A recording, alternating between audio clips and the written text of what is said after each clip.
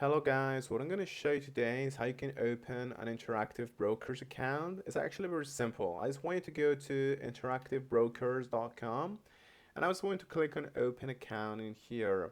Now you're going to be taken to a page where you have to fill in your email address, your name, and set a password.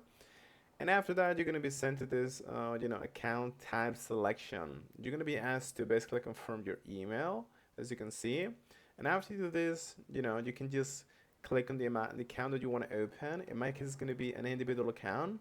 So I'm just going to click on Start Application.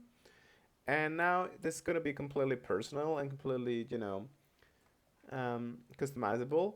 But you basically have to type in all of your details, okay? Your contact information, your personal information, employment, so on, so on, so on.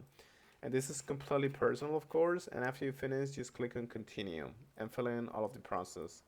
That's pretty much it. And thank you so much, guys.